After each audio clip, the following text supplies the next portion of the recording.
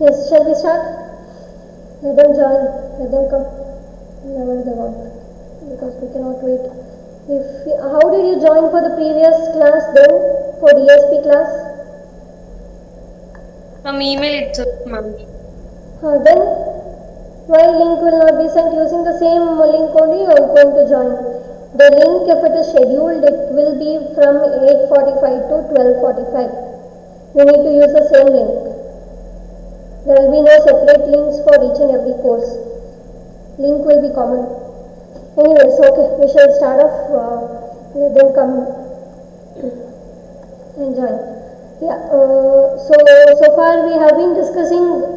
In the previous class, we were just giving you an introduction or giving you an orientation, so as to know what is the importance of modulation schemes and techniques that we are studying on a day-to-day basis. That is the part which we started in the 5th semester.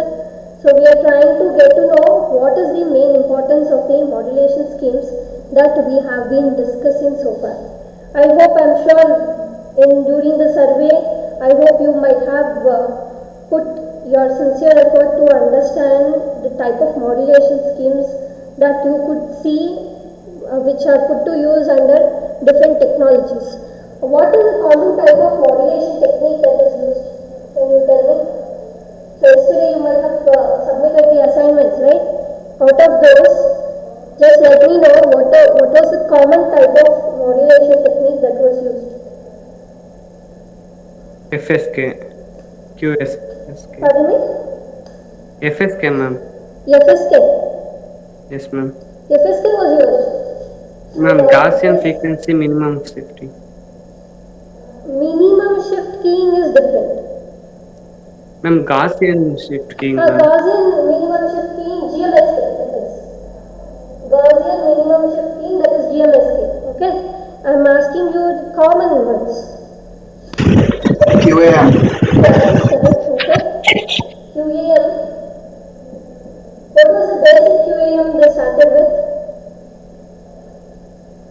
I mean, QAM is quadrature amplitude modulation. Minimum should be equal to 4, n should be equal to 4. But typically they are starting with 16 quadrants. Right? This you might have come across, 16 QAM. Anything other than QAM?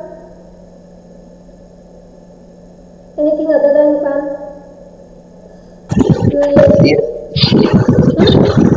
QPS. QPS state, okay. In general, I can call it as MPS state systems. Right? So these are main. ASK is not used much. There is GMSK. There is the minimum shifting and Gaussian minimum shifting. There are both. This we are not studying in our course. We are only worried about the basic modulation techniques and its derived form, which is QAM. So what is this QAM is? It's the expansion of QAM is quadrature amplitude modulation. Quadrature amplitude modulation. So what is meant by quadrature? We already know in PSK we define the points by making use of basis function. Quadrature means at least they should be 90 degree apart. 90 degree apart. So the symbols will be assigned in such a way that you are going to have symbol locations which are 90 degree apart in their phase. That gives you the quadrature, and these signals, I have only put 4. So this is one of the basic type of QAM, which is also called as QPSK. QPSK because it is quadrature phase shift keying, or you can also call it as 4PSK. When do we call this as QAM is, we have different amplitudes of the signal coming with the same phase, like this.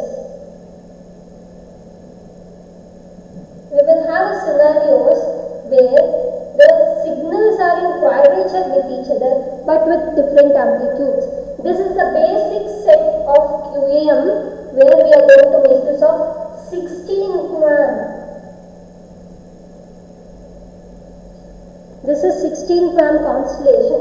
So what we are defining here is, in the same phase, if you plot the same phase, if you take this symbol and this symbol, they are 90 degree apart. If you take this symbol and this symbol, they will be 90 degree apart. So depending on the coding that we are going to do, the subsequent two adjacent symbols will be 90 degree apart. We are going to assign the bits in such a way that these symbols are going to be 90 degree apart. So that is how we are going to do the modulation. So symbol S1, if it is here, means S2 will be here, S3 will be here, and S4 will be here. Then if this is S5, this will be somewhere, S6 would be somewhere over here, like that. So it will depend, and the angle between the two subsequent symbols will always be 90 degree apart. That is how they are going to do the modulation for such cases. This is QAM. When it comes to PSK, what is the difference between 16 QAM and 16 PSK? If I want to show you that, this is the representation of 16 QAM. 16 PSK can also be written by making use of only two basis function, because every angle between 0 and 360 degree can always be represented using the sinusoidal equivalence. Therefore, 16 PSK will also be defined or located based on the two basis functions xi1 and xi2. Where xi1 is either the root 2 by t sine omega naught t, and xi1 is another root 2 by t cosine omega naught 2t, and therefore this axis is called as I and this axis is called as Q, quadrature axis, and the end phase axis. Now, if I want to locate all the 16 symbols, then you can see there, first symbol. Let me first draw a circle. Why? Because the phases will vary from 0 to 360 degree, and you should remember that whenever I am writing all the M symbols of PSK, the M symbols of PSK are defined by 2E by T into cosine of the angle omega naught T plus phi I. If you see this representation, the phi will change, the amplitude remains a constant. If amplitude is a constant one, that means all the signaling points will lie along the circumference of a circle with the radius root e, under the root e, because I am representing in terms of basis function. So the first symbol lies here, S1, which is at the distance under the root e. Then symbol S2 will lie phi I apart, which is in this case, I am taking it for 16 PSK, therefore phi I will be equal to 2 pi I by m. What is the m value? M value is 16, so it is 2 pi by 16 into I, which is equal to pi by 8 times of I. So at the integer multiples of pi by 8, I will find the symbols. Pi by 8 is around how much? What is the value of pi by 8? 22.5 degrees. So this is the second symbol, S2, which is pi by 8 apart. Then comes the third one, S3, which is again from here it will be pi by 8 apart. In total it will be pi by 4 apart. Then we will see S4, then S5 here, pi by 2 means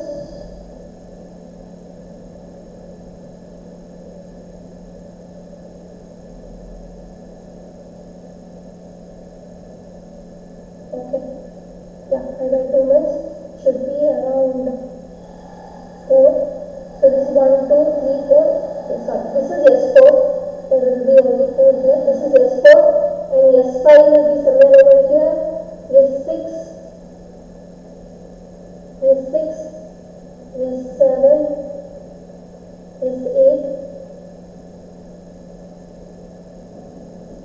So like this, all the symbols will be located equidistant from one another.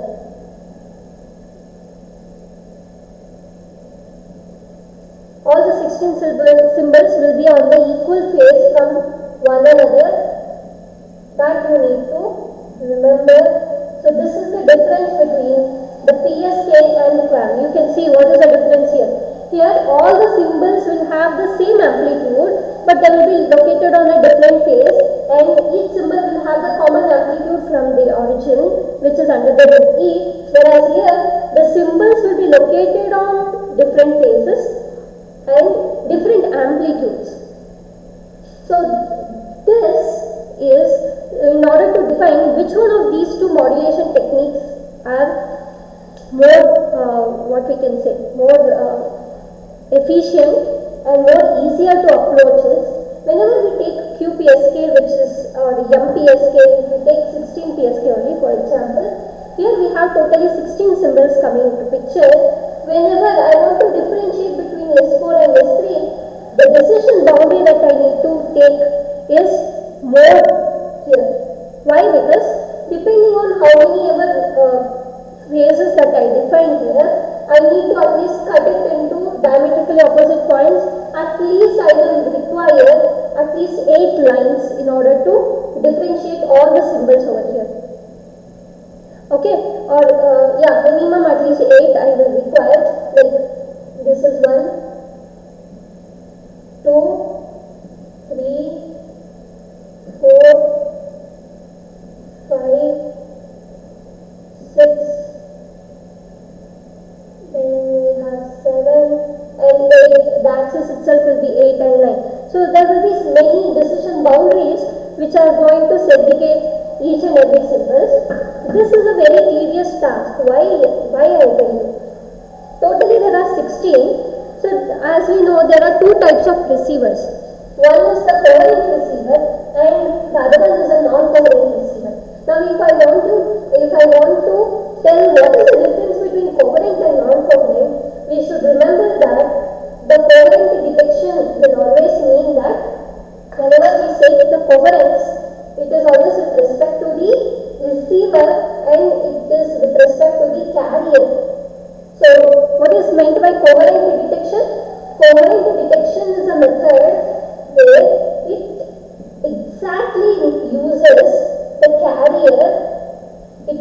carrier information with exact phase. So whether it is going to locally generate or it is going to take a cue from the received signal, it is going to consider the exact phase of incoming signal. It will match with the phase of the incoming signal or the transmitted signal. It is going to match the phase exactly. Therefore, when you are going to multiply the received signal and the symbol itself or the basis function itself, either this multiplication or whether it is this multiplication, it is going to give us the proper information about the received signal. So it will take the phase into consideration. When it comes to non-coherent detection, we have to remember that there will be no information about, so we will have no information about carrier phase. Without knowing carrier frequency, we cannot do anything. We will know the carrier frequency, but we will not be able to get the information about the carrier phase. That means the instantaneous phase of the received signal of R of t will not be known. The phase of R of t is unknown. In such cases, what will happen? If you have transmitted a cosine signal, it might undergo some distortion in phase and it may end up as a sine signal. If cos is phase shifted by 90 degree, it will obviously turn out to be a sine carrier where now your receiver will be looking for the cos with 0 phase, but it has got phase shifted. Now you will lose the entire signal. That is a possibility. But while designing the coherent detectors or non-coherent detectors, we will make some arrangement such a way that we are not going to lose any of the information in spite of not knowing the phase of the incoming signal. So that is the difference between coherent detection and non-coherent detection. Keeping this in mind, I want people to go through the coherent method of detection and non-coherent method of detection that was discussed in the previous last I think 3-4 classes. Whatever we have discussed, you can just go through that so that you will be able to understand clearly. Okay, so this is the overview for coherent detection. Now, what will be the typical problem that will happen here is, whenever I am going to make use of 16 PSK, if I make use of coherent detection, then there is no problem. If I have all the 16 symbols known to me, 1, 2, this is 4, then I have 5, 6, 7, 8, 9, 10, 11, 12, 13, 14, 15, and 16. Yeah, totally 16 symbols will be there. Now, if you want to detect them individually, if I have a coherent detection, what will happen? I can easily identify.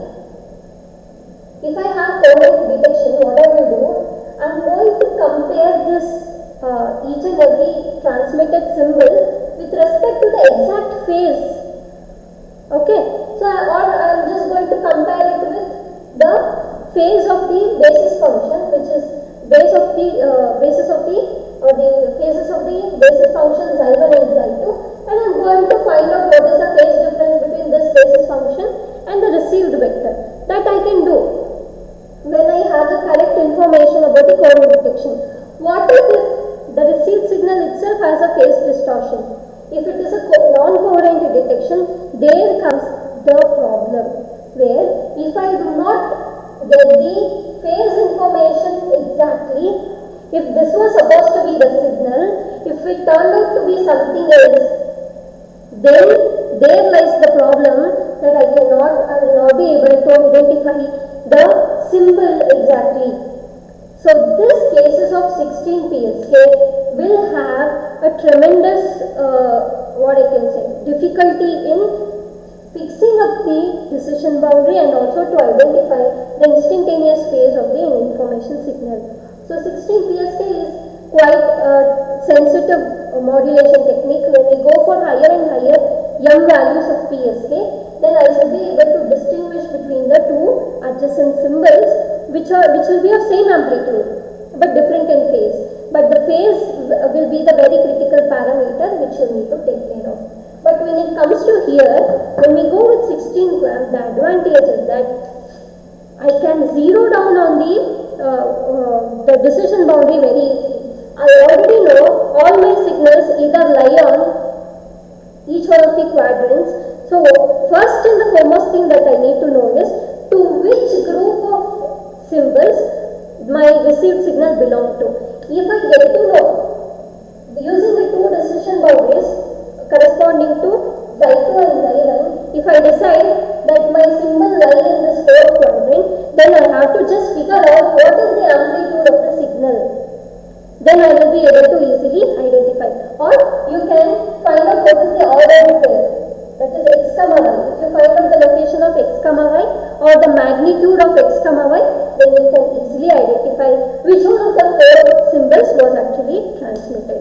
So here, zeroing down on the particular symbol corresponding to the decision boundaries becomes very less complex, because I have only two boundaries.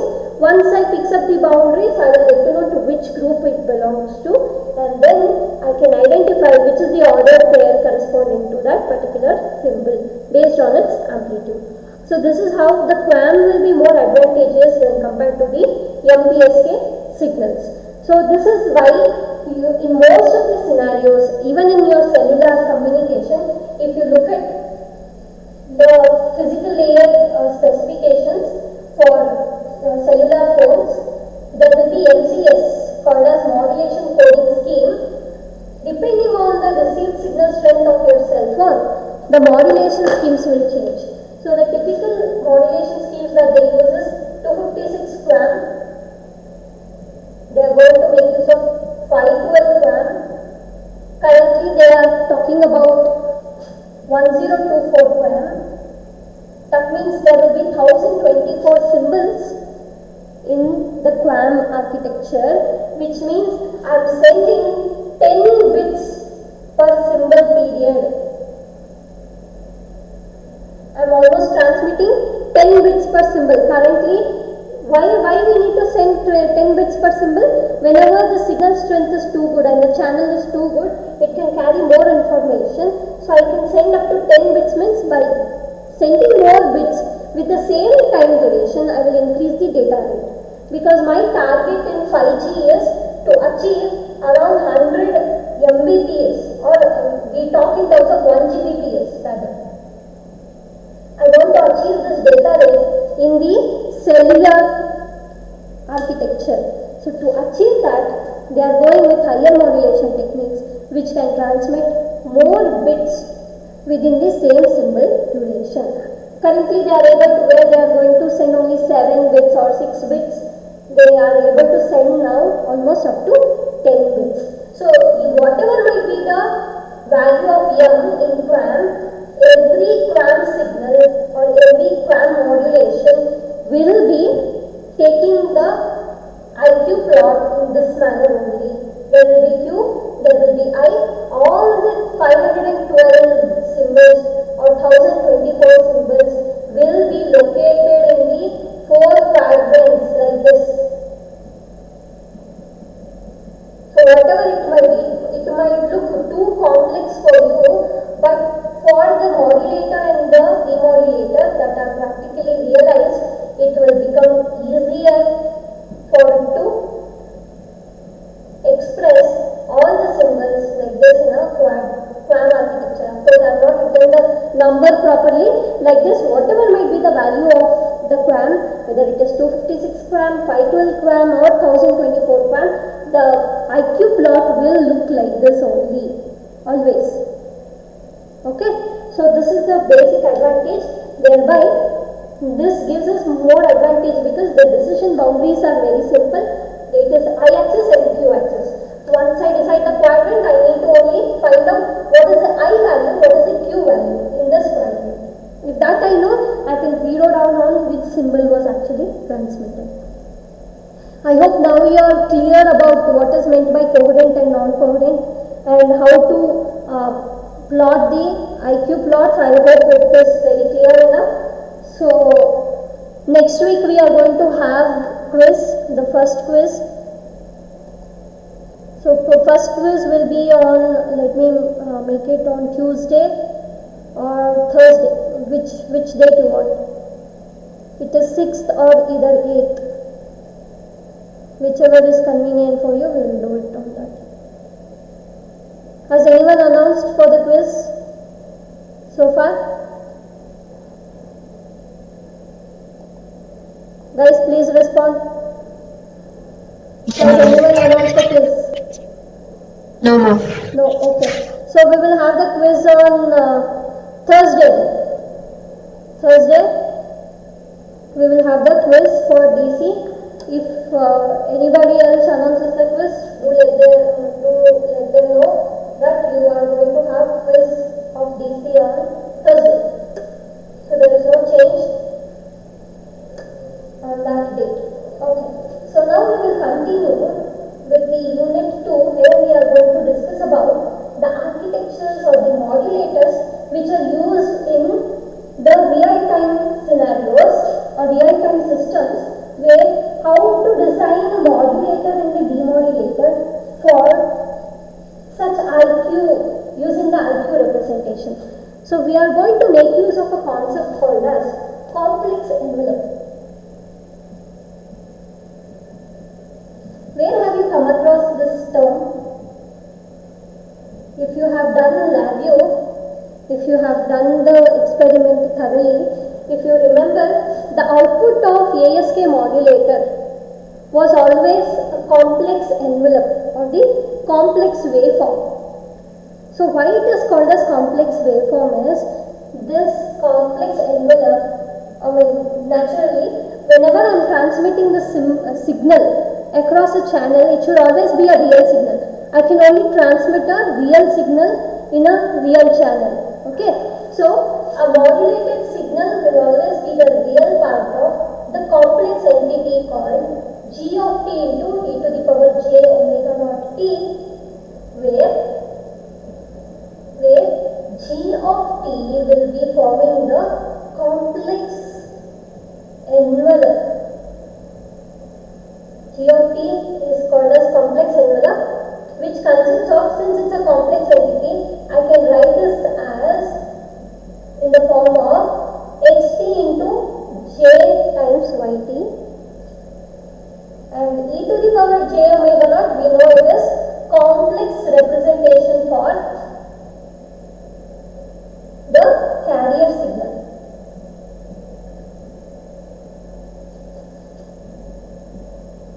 So this is how normally the signal is always the real part. You cannot transmit the imaginary part, but this signal can be represented as the real part of a complex entity, where g of t is the pulse, which is going to represent our digital information, which is multiplied by the carrier information. So this process of multiplication is what we call it as modulation. This is what we are doing even in our lab. We are taking the baseband modulated signal, which is of complex in mode, that is called as g of t, and that we are going to upconvert. So upconversion is nothing but basically multiplication with respect to the carrier frequency. So this multiplication g of t into e to the power j omega naught t is modulation. So these two entities will be multiplied in order to get the information or the complex data. So this S of t can also be written as the real part of R of t into, we are going to write this in polar form, that is g of t, I am going to represent it in polar form, not this S of t, let us write it. G of t can now be expressed in its polar representation as magnitude g of t into e raised to j theta t, where magnitude g of t, which is also called as r of t, I call it as r of t, can be written as under the root, x consists of a real part and an imaginary part, g consists of a real part and an imaginary part, which is x of t whole square plus y of t whole square. So this is the magnitude of the complex envelope, and theta angle will be given by tan inverse of y by t, y of t over x of t. So I can represent this complex envelope in its polar form something like this. When I multiply g of t with e to the power j omega naught t, I am going to write this as x of t plus j into y of t. This entire thing will be multiplied by cos omega naught t plus j sin omega naught t. So multiply this and obtain the real form, the real part of it. You are going to get x of t into cos omega naught t is a real part. X of t into j sin omega naught t is the complex part. I am going to write it here. X of t, j into x of t into sin omega naught t is the complex part. J into y of t into cos omega naught t is also another complex part. Right? So what is the leftover real part? J into y of t multiplied by j into sin omega naught t will give you minus y of t into sin omega naught t. So what we are trying to send? We are only trying to send the real part of g of t into e to the power j omega naught t, which is equal to s of t. So the real part of it is only the x of t into cosine of omega naught t minus y of t into sin omega naught t. So what this expression will tell us is, we can write or we can transmit we can design a modulator or we can transmit the symbol S of t if we are going to obtain the complex envelope, the baseband information in the form of x comma y values, where the x will be multiplied with the cosine factor and y of t will be multiplied by the sine factor, and you are going to subtract the two entities before you could send the information. So this is the method which they use in the real modulators and demodulators. So we are only talking about modulators now. We will come to demodulators later. In all the real-time functions or in all the real-time systems, they make use of the same structure where they are going to find out the real part of baseband information and the imaginary part of the baseband information. They multiply the real part with cosine factor, they multiply the imaginary factor with sine factor. Therefore, this I is called as in-phase component and Y is called as quadrature component, and we are going to make use of this IQ information in order to transmit the symbol by multiplying with the appropriate carrier information. In phase is always multiplied with cos and quadrature phase is, component is always multiplied with sine. So this means if I know the order, if I know the location of the symbol, that is x comma y is known to me, I am going to multiply x with cosine, y with sine and then transmit the signal. So this is how the normal modulator will work in the real-time functions. So we will see one example of a quadrature implementation of the modulator for a specific case, then you will be able to understand how the real modulators will work.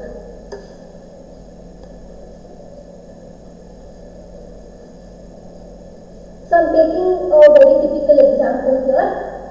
So normally all these g of t or x of t or y of t, I am calling it as a continuous function of the time, but in the real modulator it's always digitally implemented, or we take the samples of the continuous time functions, that is x of t and g of t and y of t. So therefore, let us try to analyze using the samples, where the samples I am obtaining the samples of g of t, x of t and y of t at discrete time intervals, at discrete time values, and that is common multiples of time. We have the integer multiples of time, some sampling time continuous, and I am obtaining at time instances 1, 2, 3 like that. So therefore, the sample values will be represented as g of k, x of k and y of t. Okay, this is how we will be analyzing. We are going to take a specific example and then I am going to explain how the quadrature is implemented in a modulator. So what we are discussing is quadrature implementation of a modulator.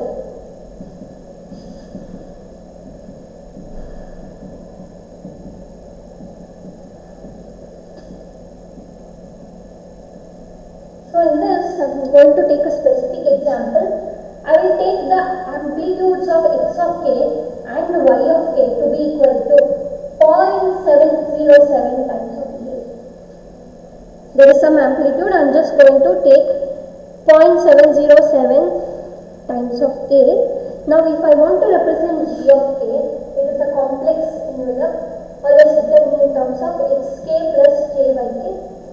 Therefore, I can write this as 0.707 a plus j 0.707 times of a.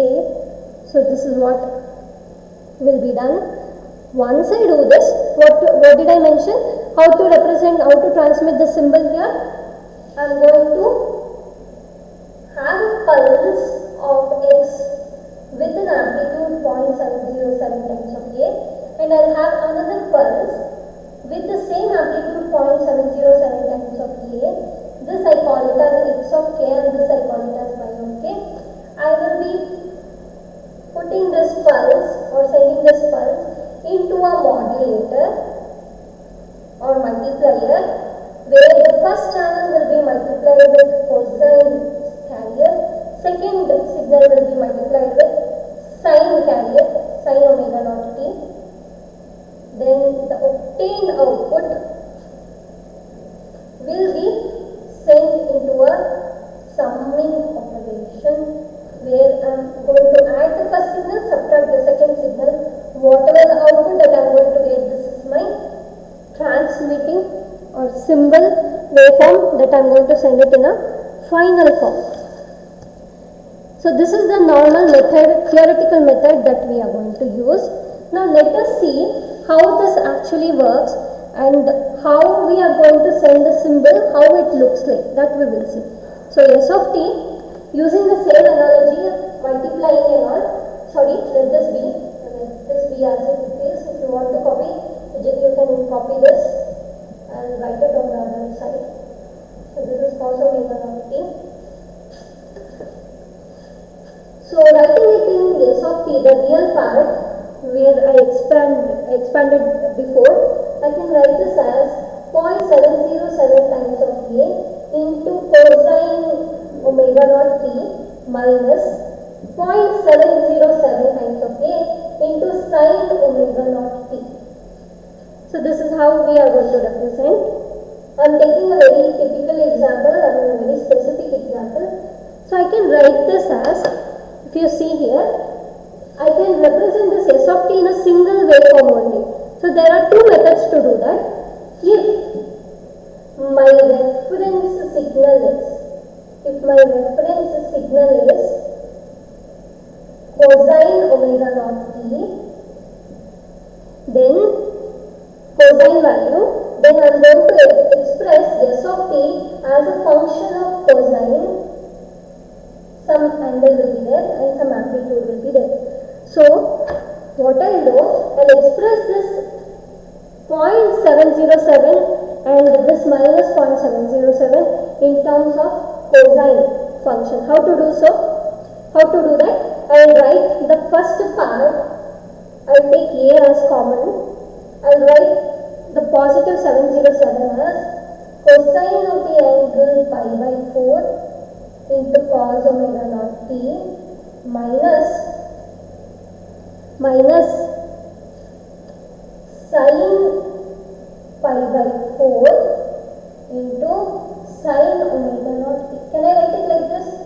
By mathematical manipulation, I am just writing point minus 707 and plus 0.707 in terms of sine and cosine values. This is minus sine pi by 4 into sine omega naught t.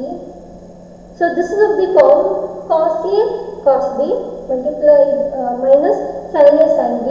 Therefore I can write this as the symbol S of t is nothing but a waveform A, which is written as cos omega naught t plus pi by 4. That means the signal, which if I have a carrier on the modulator which is generating cos omega naught t, if I give a phase lead of pi by 4, then I am going to generate one of the signal called S of t.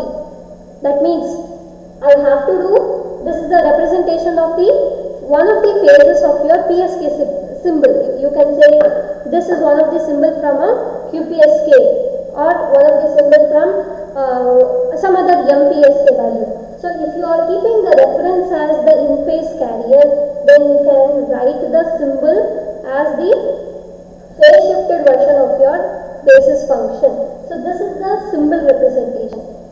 If suppose I am making use of the quadrature signal as my reference, now you see here, I can either use cosine as my reference or sine as my reference. That is totally up to the designing part. If sine is used as a reference, if reference signal is, for simplicity's sake, I am going to take minus sine omega naught t as a reference. Why I will tell you. In that case, I am going to take minus a as common. So So this becomes minus 707 times of cos omega naught t plus 0.707 times of sin omega naught t. So I can write this as, what is this? This is minus sin pi by 4 into cos omega naught t, and this one would be cos pi by 4 into sin omega naught t. So this will give me minus sin, if you look at this is sin A into cos B minus cos A into sin B. So I can write this as sin of omega naught t minus pi by 4.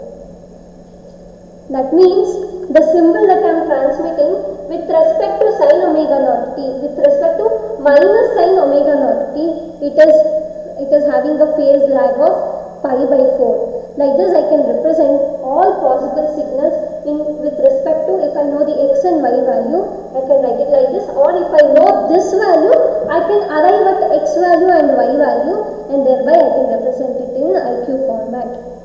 So I am just doing the reverse process now. From whatever that I have analyzed, I have brought it into a known format.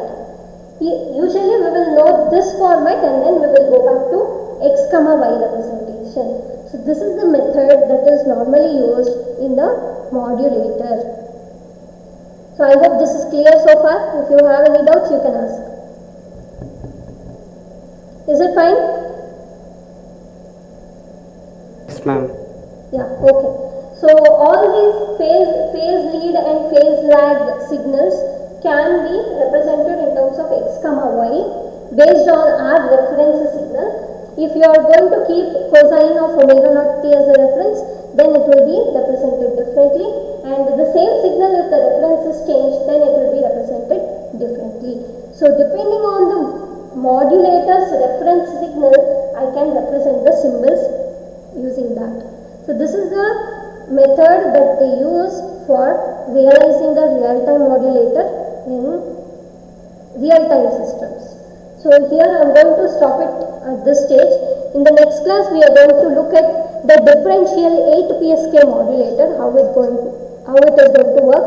Using the same analogy we are going to analyze that, and modulator and demodulator I will discuss in that class itself. Then I will give you some introduction about, if possible, the error probability, how to find out if such a system end up in an error while recognizing the symbols, then how to measure the error in the system, and how do we characterize the system with respect to the error. That we will see in the next class. Hopefully some introduction about error analysis and all I will give you.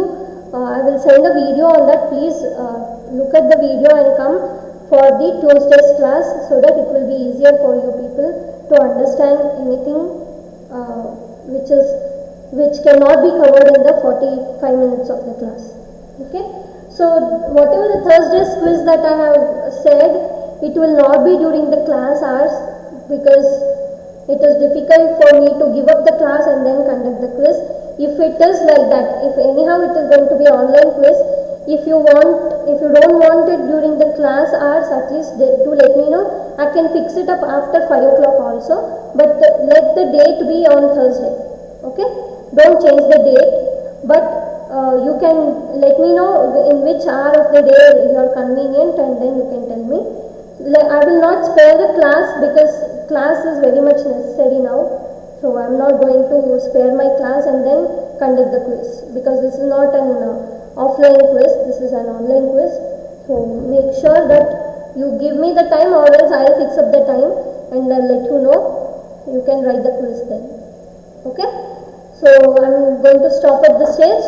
In the next class we are going to look at D8 PSK modulator.